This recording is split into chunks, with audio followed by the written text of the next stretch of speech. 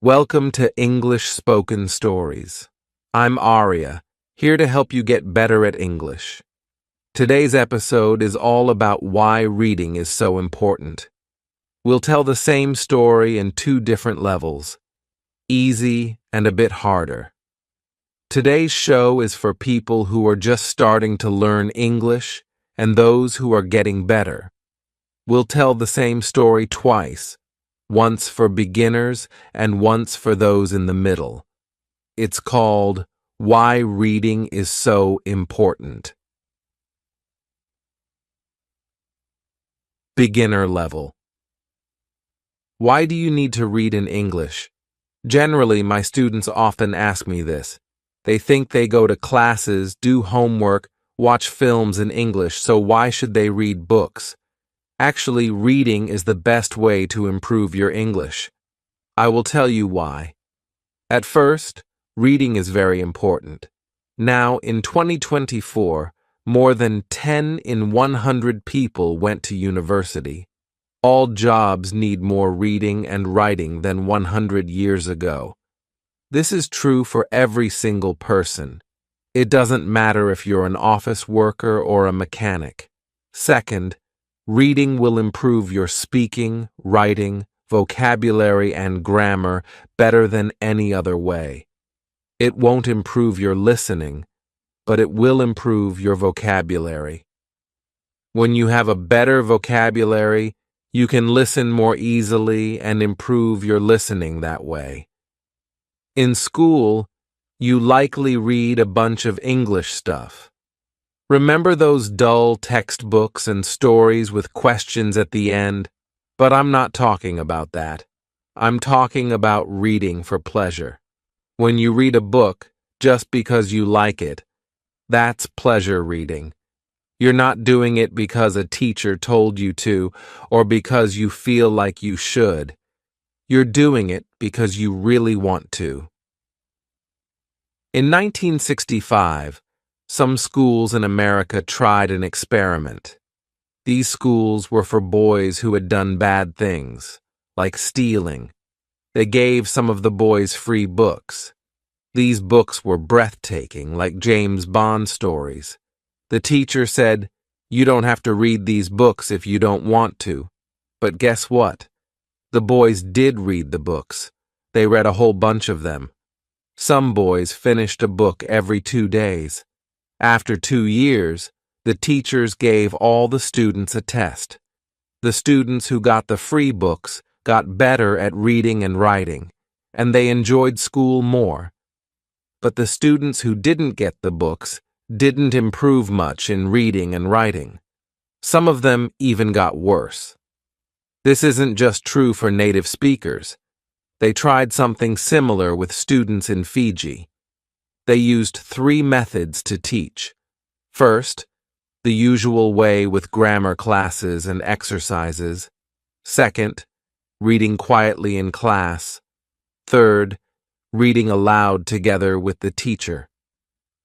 After a year, the 2 reading methods were the most successful. They were much better than the students who did normal English classes. They tried the experiment again in Singapore. There, the students who read silently did really well. They scored the highest in grammar tests.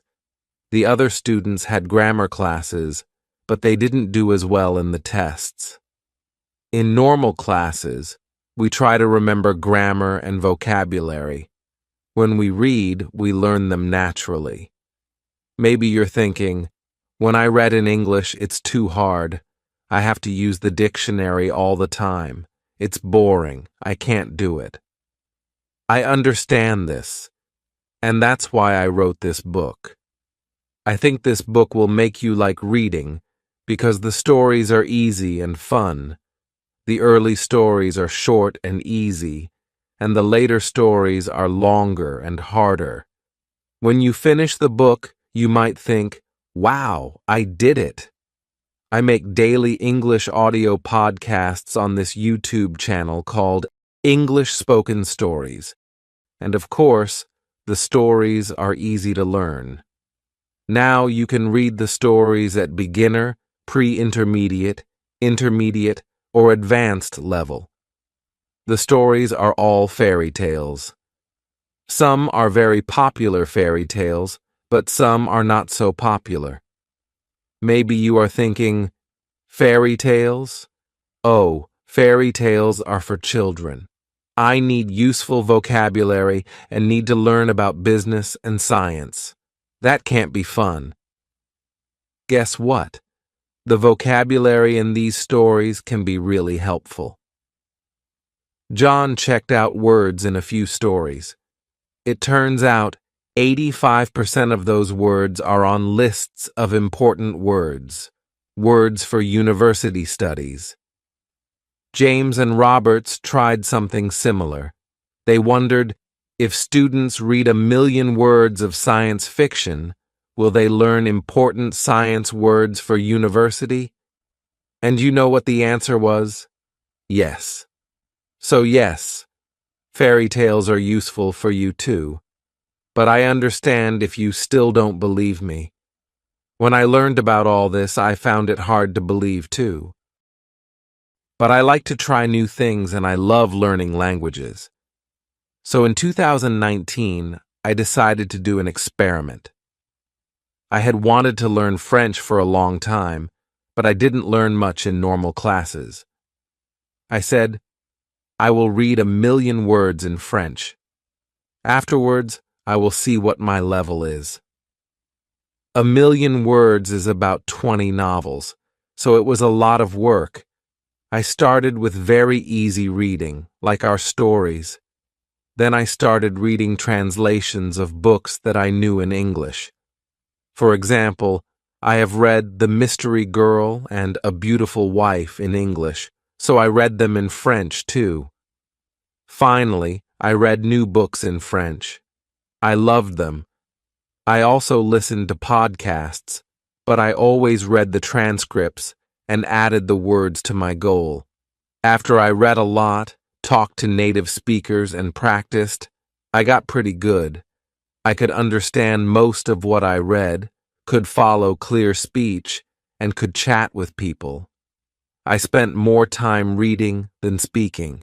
In 1 year, I learned a lot more than most students learn in 5 years. I didn't try to memorize grammar or words. I just picked them up and learned them naturally. Maybe you're thinking, I don't believe this. Or maybe you're thinking, wow, I'm going to read for hours every day. But I have to say something very important. You must read books that are easy. You must read books that are enjoyable. For this, subscribe to our channel. Stephen Krashen, an expert in language teaching, says, only read things in English that are fun and interesting. Read things that are really easy, that you wouldn't read in your native language because they are too easy. So you can read comics, magazines, detective stories, romance stories, and so on. Don't feel bad about reading translations. When you read really simple books, if there's a word you don't know, it's easy to figure out what it means without needing a dictionary. So what counts as easy? Studies suggest you should be able to understand at least 98% of the words in a text. 98%. That's a lot. Yes, it is. Let me give you an example. Imagine a text where 10% of the words aren't real. That means you only understand 90% of the words.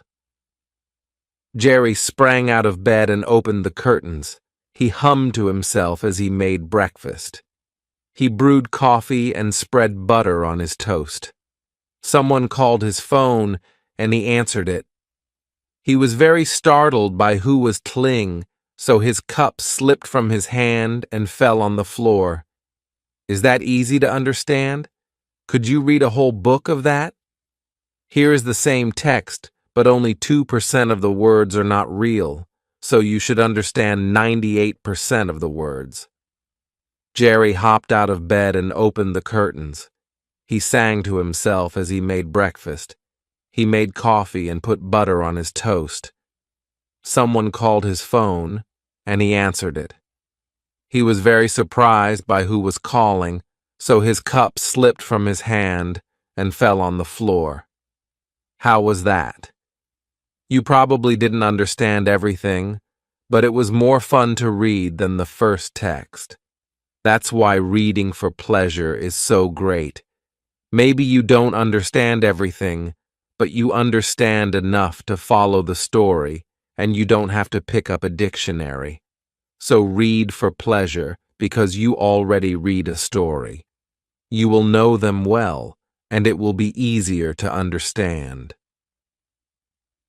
Happy reading and happy learning. Intermediate level. Many students often ask me this question: why should I bother reading books when I'm already attending classes, doing homework, and watching English films? Well, to put it simply, they're mistaken. Actually, reading is the best thing you can do to learn English, and I'm here to explain why. Firstly, being able to read well is really crucial now, whether it's in English or your own language. In 2024, only 10 out of 100 people went to university. Nowadays, all kinds of jobs, like office jobs or working with machines, need you to read and write much more than they did 100 years ago. There are more people competing for jobs now, and the ones who are good at reading have an advantage. Next, reading is the top way to get better at English in general. Yes, that's correct. Reading helps you with speaking, writing, learning new words, and grammar much better than anything else. It might not directly help with listening, but it gives you the words you need to understand spoken English faster. But it's not just any reading we're talking about. In school, you probably read lots in English, boring textbooks and stories with exercises at the end. No, we're not talking about that. We're talking about reading for pleasure. That means reading a book because you enjoy it. Not because your teacher told you to, not because it's what you're supposed to read to improve your English. No questions, no book reports, just pure pleasure. Yeah, right. You're probably thinking that's too good to be true. Let me show you. In 1965, there was a test done in places where troubled young people were helped, called reform centers, in America. One group of the students got books for free. These books were fun ones, like James Bond, that would interest boys their age. But unlike most reading plans, they didn't have to read the books if they didn't want to. They could throw them away, give them back, or even draw on the pages, and nobody would get mad at them. But the boys did read them, read a lot of them. Some of them read a book every 2 days. At the end of 2 years, they tested the students. Not only did their reading and writing greatly improve, so did their attitude toward school. But the students who were not on this program stayed the same. In fact, some of them got worse over the 2 years. This isn't just for native speakers either.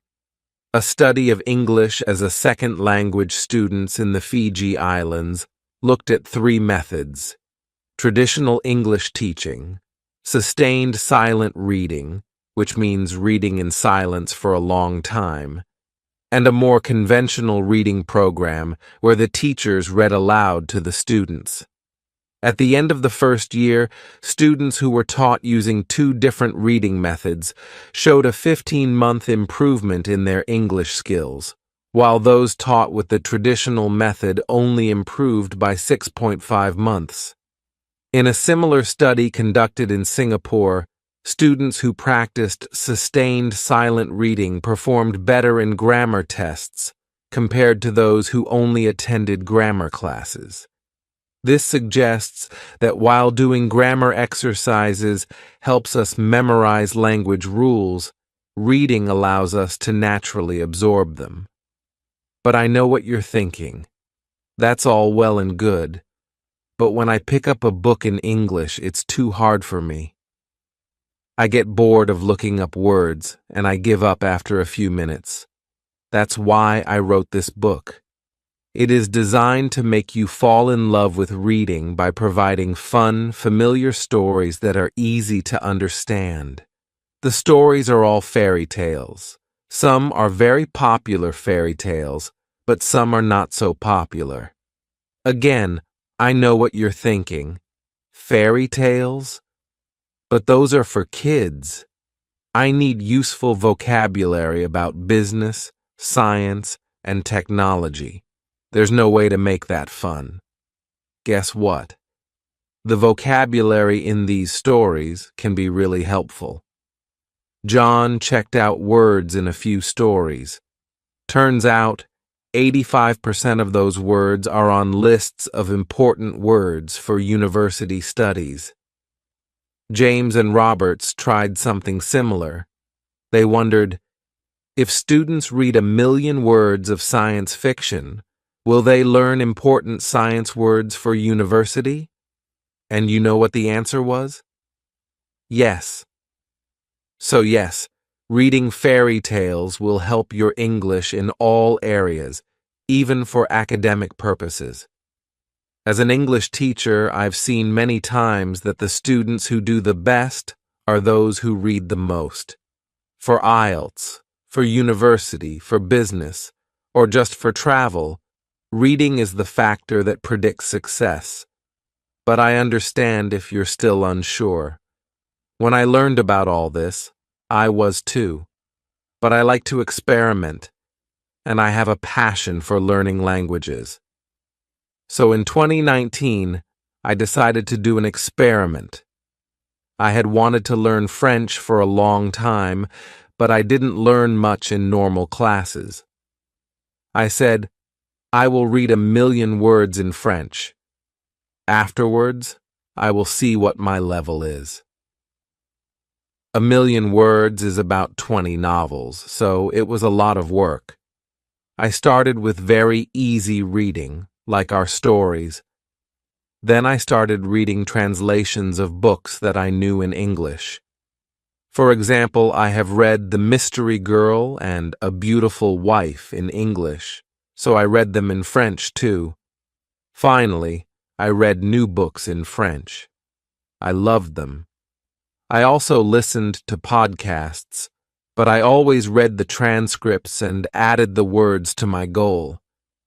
After I achieved my goal, I tested myself by writing and talking to native speakers and found I was at a decent intermediate level. I could understand almost everything I read, understand clear speech, and have conversations at a comfortable level. Even though I had barely spoken the language since I started learning, I had been learning for about a year, and I had made more progress than most students make in 5 years. I didn't memorize the vocabulary and grammar rules, I absorbed them. By this point, you're either thinking this is all complete nonsense, or you're super excited, ready to start reading for hours a day. But the next thing I'm going to say is extremely important. You must read books that are easy. You must read books that are fun. If a book is too difficult or too boring, put it down and find another one. Stephen Krashen, an expert in the field of second language acquisition, says, "Read only material in the second language that is genuinely fun and interesting, material that is so easy that you probably feel guilty reading it in your primary language. This is your excuse to read comics, magazines, detective stories, romances, etc. There's no shame in reading translations. Ideally, you want to be reading a book so easy that when you see a word you don't know, you can understand the meaning from context. Research has shown that in order for this to happen, the text needs to be at least 98% known words. 98%. That's so high, I know, dear reader, but let me show you an example. Here's a text where I've replaced 10% of the words with nonsense words. That is, it's 90% comprehensible. Jerry flowered out of bed and threw open the curtains. It was a beautiful day. He beamed to himself as he did his daily routine, pouring coffee and buttering Puffer. But then his phone rang, and the person T-Ling was so unexpected that he dropped his Vinky on the floor. Is that easy to understand? Could you read a whole book of that? Here's the same text, but 98% comprehensible. Jerry jumped out of bed and threw open the curtains. It was a beautiful day. He sang to himself as he did his daily routine, pouring coffee and buttering toast. But then his phone rang, and the person calling was so unexpected that he dropped his Vinky on the floor. Did you like that? Even if you didn't understand everything, I'm sure it was much more fun to read than the first text. That's the amazing thing about reading for enjoyment. Even if you didn't get everything, you understood enough to follow the story and keep reading without needing a dictionary. So read for pleasure. Because you already read a story, you will know them well, and it will be easier to understand. As you read, focus on understanding the stories, and don't worry if you don't know every word. Just relax and enjoy getting lost in the pages. Believe it or not, we learn better when we have fun. These books are divided into levels based on the Common European Framework of Reference, which uses levels like A1, A2, B1, B2, C1, and C2. However, these books only cover levels A2 to C1. If you're at level A1, you might need more structured teaching before you start reading these books. If you're at level C2, you can start reading books written for native speakers.